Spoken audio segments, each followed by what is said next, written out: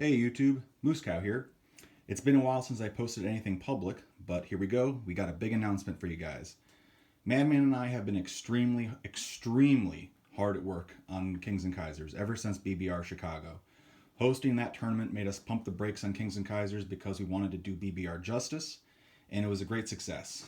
Afterwards, we hit the ground running on playtests and revising Kings and Kaisers, and we are now at a spot where we can share our progress of the changes to the upcoming Kings and Kaisers version 1.5. We hope to begin a YouTube war soon of this version. Our goal has been to make this the last edition of version 1, and there are quite a bit of changes, quite a few changes, both in terms of setups and rules. I had previously done a video earlier in the year before BBR Shy going over some upcoming changes for 1.5 a while back. However, just to avoid confusion, I'll be going over those changes from that video that carried over as well, just to be crystal clear for everyone watching these videos.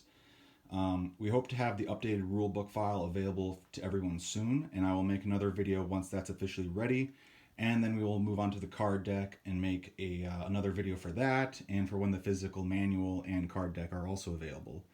So I'm going to split this up into this whole announcement. I'm going to split up into two videos.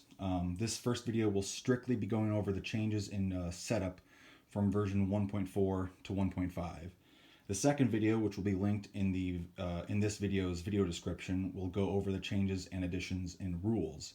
So without further ado, here are the setup changes from version 1.4 setup to 1.5. Okay, I'm going to start. I'm going to work my way from left to right. West to east. Okay, so let's start up here in America. These are the changes to America setup. All right, first things first, trucks are a optional unit if you want to play with Kings and Kaisers and add the element of trucks. This is an optional unit. You don't have to play with them, but if you do play with them, there are a few that are now added into the starting setup. So East US gets 1 truck if you're playing with trucks. And East US also has 2 artillery and 5 infantry. We removed 1 infantry from East US. Originally it was 6, now it's 5. We also removed an infantry from Southeast United States, so now there's only 1 infantry, 1 artillery, and 1 cavalry in Southeast United States. We've also added, and this was in the previous video, we added an infantry in, a US infantry in Central America. Moving further south, the British Empire now gets a cruiser in C-Zone 75. This is actually the newest edition of things we've added, or not addition, just it's the newest addition to the list of what we've added. Okay, going into the Atlantic here. The original 1.4 setup, Germany has 2 subs in C-Zone 8. They now only have 1 sub in C-Zone 8. I think originally they started with 6 subs. We've now knocked them down to starting with just 5 subs. Okay. The British infantry in Gibraltar has now been removed, so he is not part of the setup anymore. He's just gone. Reasoning for that pretty much is that it's just too easy to take that infantry to align Portugal, so he's gone. All right, on the mainland in London, that shouldn't be there. In the mainland in London, we have an optional truck, 2 artillery, 4 infantry, and an elite. Okay, so an elite, this is a tech change and a rule change, but since it's part of the setup, I'll go over it right here, and I'll go over it in the other video as well. Elite is a new field tech that we have added, and basically it's like machine guns in reverse. Think of these as like your stormtroopers, your advanced infantry, your elite infantry, right? So essentially what this allows you to do is you get an elite marker and you can pair it with up to 3 infantry, and those infantry can attack at 4. They can always attack at 4. They defend at 3, like normal infantry. They're essentially just machine guns in reverse. But yes, the British Empire now starts with 4 infantry in London, and 3 of them are basically paired with an elite, or up to 3. If for some reason you wanted to unpair them, you could totally do that. But yeah, there's an elite marker now in London, along with 4 infantry, 2 artillery, and 1 truck. The British sea units in C-Zone 20 are now 3 cruisers, 1 dreadnought, 2 submarines, and a transport. We kind of had a little bit of a fluctuation as to how to change this. I think at some point we had 2 dreadnoughts. I think in 1.4 we had 2 dreadnoughts. We changed that and revised it down. I think then we had like 4 cruisers and a sub. Now this is the sweet spot of 2 subs, 3 cruisers, and a dreadnought, and 1 transport still. All right, moving on from there. Let's go to France, the mainland of France. We got an optional truck added into the setup of Picardy. So there's now, if you want to play with trucks, there's 1 truck, 2 artillery, 6 infantry. In Paris, there is the original 1914 setup now of a fighter, 6 infantry, and 2 artillery. We have moved the infantry from Aquitaine to Provence, and the 3 cavalry that we had between the 2 territories of Picardy and Ile-de-France are now all in Aquitaine. Reasoning that they're there is so that they can't be used to immediately tow units into combat. So that's, if you're wondering why we did that, that was why. And then also here, like, you have a truck here, but it doesn't, it can only tow units away from combat, essentially. So that is kind of why the positioning for these units and stuff here. There you go. Okay, so that is France. Moving on into Italy. Italy in Veneto now only has 6 infantry. We removed the 2 artillery that they started with here. Additionally, there's now a truck in Piedmont. If you want to play with the optional truck rules, there's a truck in Piedmont. So now there's 5 infantry, 2 artillery, and a truck in Piedmont. Moving to Austria-Hungary, we have added an artillery back into Dalmatia's setup. So now there are 2 artillery and 4 infantry in Dalmatia. We've also made Serbia a tougher nut to crack. So now there are actually, we did this as an exception to the mobilization rule for neutrals. Like Switzerland's an exception. There's 6 infantry in Switzerland, not 2. And in Serbia, which is worth 3, there is now 8 infantry and 2 artillery. And yeah, basically makes it a little more historical. Makes it so that if that Russia can possibly do more of a counterattack, but we've tried this out and we actually quite like it quite a bit. So yeah, 8 infantry and 2 artillery in Serbia. Germany, their setup changes are as follows. We have added 2 cavalry to Saxony, so now there's more cavalry for them to start with. I think they start with 6 total now. And so in Saxony, there's 6 infantry, 2 cavalry. If you want to play with trucks, we've added a truck into Hanover and a truck into Brandenburg or Berlin. So in Hanover, there is now the 3 infantry and 4 artillery there was before, and an optional truck if you play with that. And Brandenburg, again, just to go over the total setup, 1 fighter, 2 Zeppelins, airship base. Again, those are technically alternate units or optional units. 13 infantry, the optional truck, and 3 artillery, along with the 1 cavalry. And in Prussia, we have added an elite marker as well. So there's in total 6 infantry, 1 elite marker, and the 3 artillery there. Kind of representing Britain had some advanced units at the start of the war, advanced infantry that were that were strong, and likewise there was the notorious Prussian soldiers and stuff. So we felt that was nice to add them there, and they can be most likely moved to attack Russia, or you can bring them elsewhere. So there you go. There's that. Down here, we have removed the cruiser and the transport from C-Zone 31, and we moved the transport to C-Zone 42, and we moved the cruiser to C-Zone 38. Now, there is a German cruiser that starts here in the same C-Zone, just to have that, keep that in mind or whatever, but that was an original unit there. So yeah, there's a British cruiser in C-Zone 38, and transport in 40, a British cruiser transport in 42. In Egypt, we have added a military base, so now Britain can start already building up to 2 land units each turn to give them some kind of a punch there. There's 6 infantry, 2 artillery, and a cavalry. That's the original setup, but we just added a military base there. Reflective of that, there is now a naval port down in Union of South Africa, along with the infantry and artillery that are there.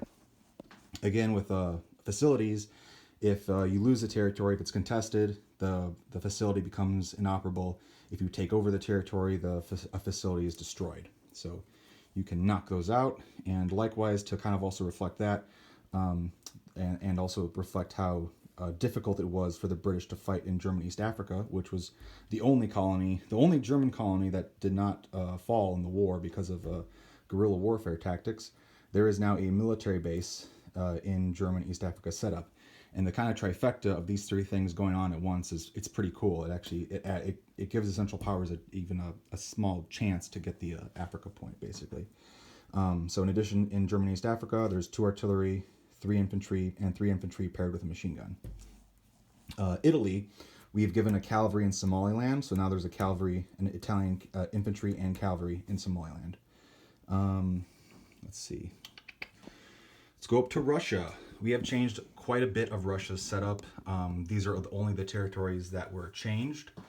But in terms of all of Russia's setup, we basically just changed it so that they couldn't doom stack as easily.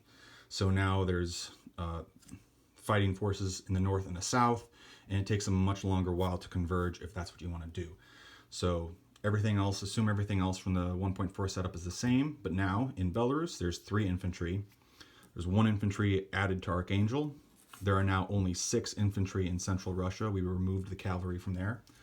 Kazan has 2 cavalry, 1 infantry. Tatarstan has 2 cavalry, 1 infantry. Eastern Ukraine has 6 infantry, 2 artillery. Volga now has 2 infantry. Crimea has 2 infantry, 1 artillery. And over in Primory, if I'm pronouncing this correctly, Vladivostok, there's now 6 infantry. Let me get out of the light. There's now 6 infantry, 1 cavalry, and 1 artillery for Russia.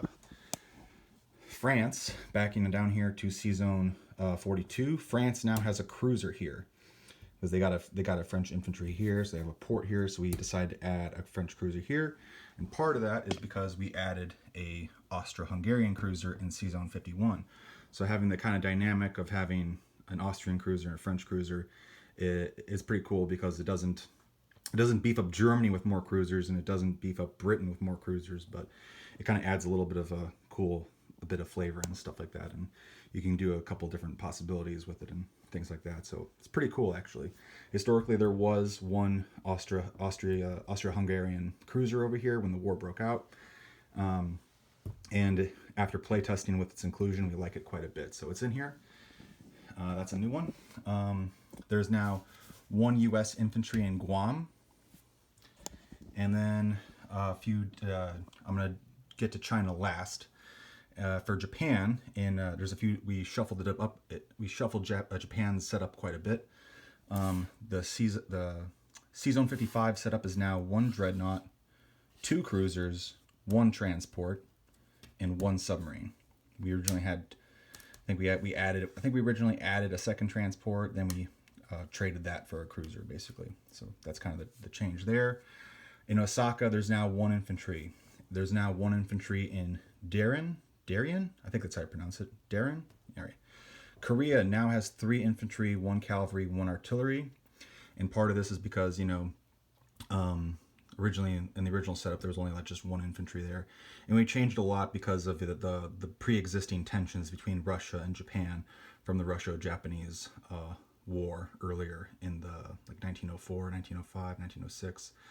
I think that's when it was. Anyway, so now that's historically, that's why we changed the setup to add that into Korea, and also with the tensions going on with China as well. So we wanted to add more units there without beefing up mainland Japan too much. Speaking of which, in central Japan, there's now 2 infantry and 1 artillery.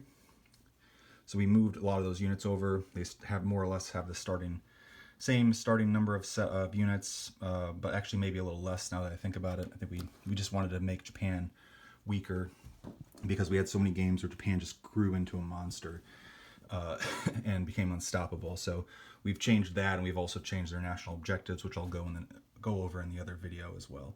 So that's Japan.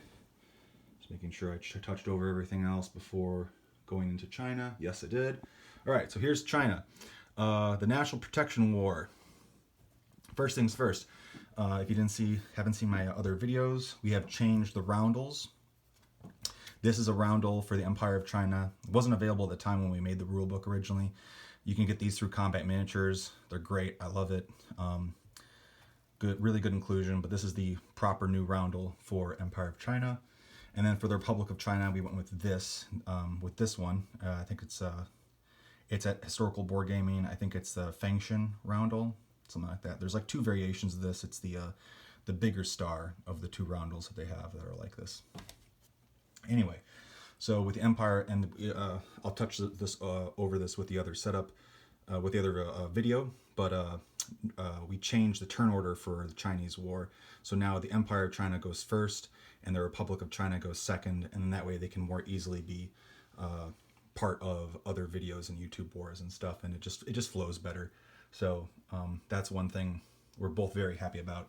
Works a lot better, streamlines it, the turns go quicker. Okay, so Empire China, there's now 2 infantry in Xikang, there's 1 in Shenxi, there's 4 infantry, 1 artillery in Chahar, there's 4 infantry, 1 artillery in Manchuria, there's 3 infantry, 1 artillery, and 3 cavalry in Jiangsu. For the Republic of China, you have 3 infantry in Szechuan, 3 infantry, 1 cavalry in Hopei, and then in Zhejiang, you have 3 infantry and 1 cavalry. In Guangdong, you have 2 cavalry, 2 infantry. Hainan now only has 1 infantry. And then Yunnan has 2 artillery and 4 infantry. Backing up to C-Zone 51, Germany now has 2 cruisers and 1 transport. We removed 1 cruiser. We originally had a cruiser here in C-Zone 73 that got moved over to here in C-Zone 51. So there's 2 German cruisers here, and there's still a German cruiser in 57 and a German cruiser in transport in 58.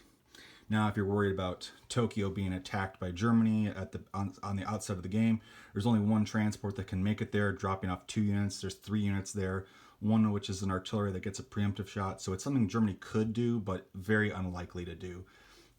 It wouldn't do them any good to do that, in all honesty. You could do it, but I wouldn't recommend it. Anyway, so that about covers it, I think. Yeah, so like I said, remove that German cruiser from 73. It's now over here in C-Zone 51. Okay, that about does it. Yeah, that does it for these, the bulk of the changes. Now, for the Russian Civil War setup, that's the last thing that changed significantly.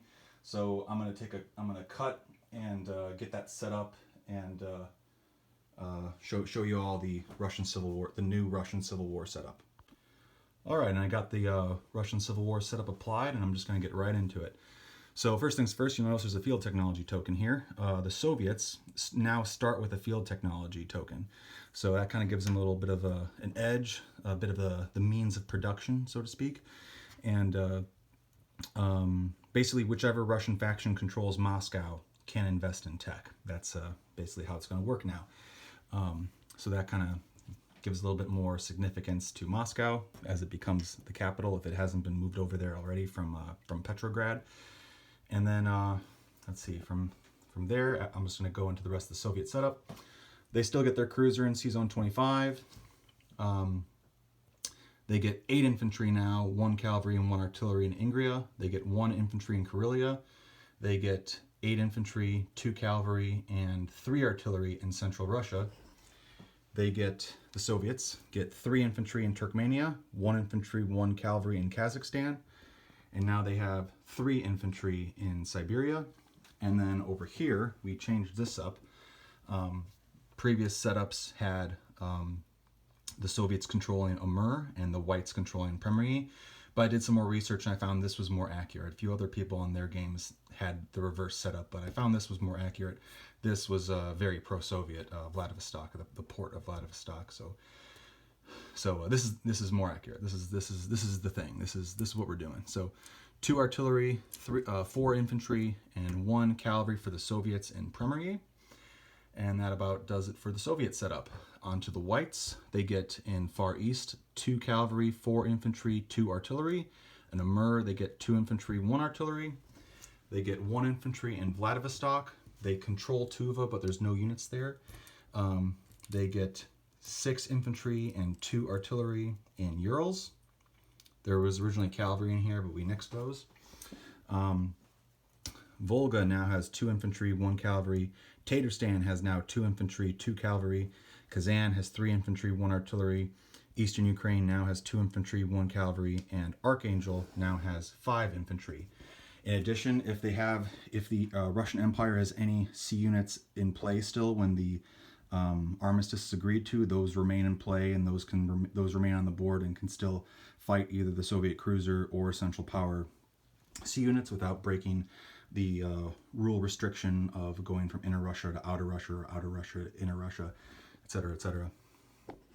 And then last but not least, the territories that can potentially be seceded to or lost to the Central Powers are all of these territories. Originally, we had it so that the Central Powers had to back out of territories controlled by the Soviets in their starting setup, but they got to keep the territories belonging to the White setup. That is now no longer the case, and the Central Powers have to back out of both Russian factions' starting setup territories. And as we originally had it, any of these territories, if the Central Powers don't control it or it's contested, they have to back out of them if they're contested. And any of those territories that fit that guideline restriction, any of those territories that that Russia controls or contests, they fall under White Russian control and get 1 infantry and 1 control marker. So any of these territories could potentially have. It's a little bit of a variable to the starting setup. Any of these territories can get potentially 1 infantry and be White Russian controlled.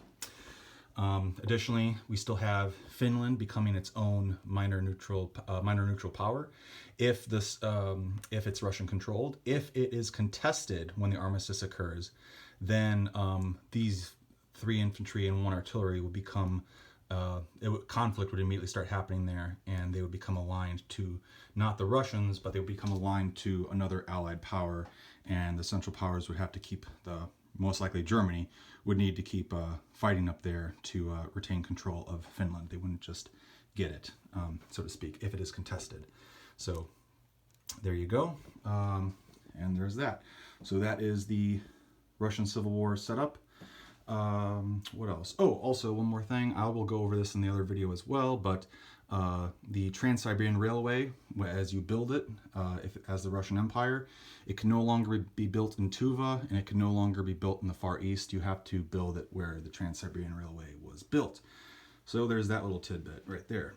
Hopefully, when the setup is applied, the railway is completed, because it'll help out the white movement. But there you go. All right, so now that the Russian Civil War setup has been shown, I will now get onto a separate video for the 1.5 rule changes and additions. So stay tuned for that, and I will post the, not post, but have the link for that video in the video description below. So stay tuned.